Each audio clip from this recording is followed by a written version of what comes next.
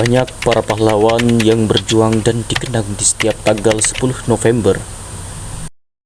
Tapi apakah kamu pernah berpikir salah satu di antara mereka asing dan terlupakan? Ibrahim Datu Tan Malaka.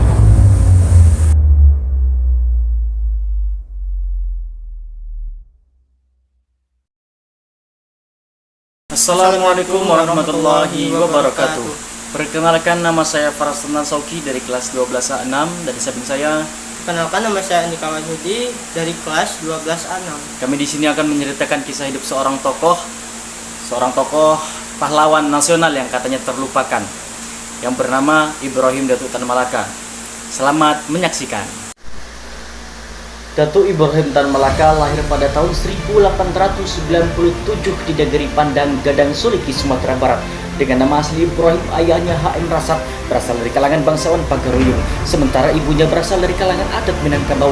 Sejak kecil, Tan Malaka menunjukkan kecerdasan dan semangat belajar yang tinggi. Ia menempuh pendidikan di sekolah rakyat selama 6 tahun, kemudian melanjutkan di Girls Quick School, sekolah guru negeri di Fort Depok, sekarang Bukit Tinggi. Pada tahun 1913 ia lulus dari Quick School dan kemudian melanjutkan pendidikannya ke Belanda dengan bantuan beasiswa.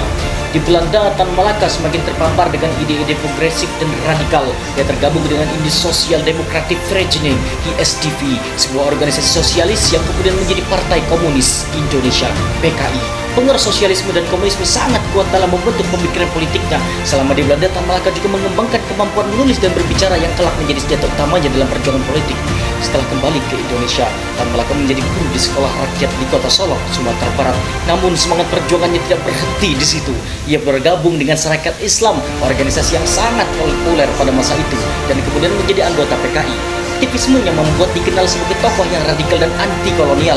Pada tahun 1922, ia ditangkap oleh pemerintah kolonial Belanda karena aktivitas politiknya yang dianggap membahayakan stabilitas kolonial. Ia kemudian diasingkan ke Belanda. Pengasingan, Tan Malaka tidak pernah berhenti berjuang. Ia terus menulis dan mengembangkan ide-ide tentang nasionalisme dan sosialisme. Ia juga melakukan perjalanan ke berbagai negara, termasuk Uni Soviet, untuk mempelajari teori-teori sosialisme dan komunisme yang telah mendalam. Pengalamannya di luar negeri semakin memperkuat keyakinan bahwa kemerdekaan Indonesia harus diperjuangkan dengan cara radikal. Pada masa pendudukan Jepang, Tan Malaka kembali ke Indonesia dan terlibat dalam perjuangan kemerdekaan setelah proklamasi kemerdekaan pada 17 Agustus 1945. Ia menjadi salah satu tokoh yang memperjuangkan kedaulatan Indonesia melalui perjuangan bersenjata melawan Belanda, yang telah mendirikan Persatuan Perjuangan, sebuah kelompok-kelompok kecil yang memperjuangkan kemerdekaan total. Namun, perjuangannya tidak selalu mulus. Ia sering kali berselisih dengan tokoh-tokoh nasionalisme lainnya, termasuk Soekarno dan Hatta, yang memiliki pandangan berbeda tentang strategi perjuangan. Tan Malaka akhirnya gugur dalam perjuangan kemerdekaan. Ia ditangkap oleh TNI pada tahun 1949 dan dieksekusi di Kediri, Jawa Timur pada 21 Februari 1949.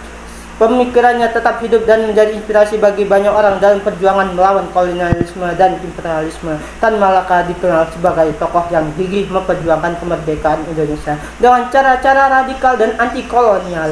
Ia meninggalkan jejak penting dalam sejarah kemerdekaan Indonesia. Mungkin cukup sekian dari cerita yang dapat kami sampaikan mengenai kisah hidup seorang tokoh yang katanya dilupakan, yakni adalah Ibrahim Datu Tan Malaka. Maka dari itu, marilah kita semua kembali menghidupkan segala tokoh-tokoh yang itu nama-nama yang sudah mulai dilupakan. Mari kita semua menghidupkan kembali pahlawan-pahlawan yang telah dilupakan, sehingga kita selalu mengenangnya sepanjang masa. Saya Faras Sauki pamit undur diri. Dan saya Andika Wahyudi pamit undur diri. Kami akhiri, wassalamualaikum warahmatullahi wabarakatuh.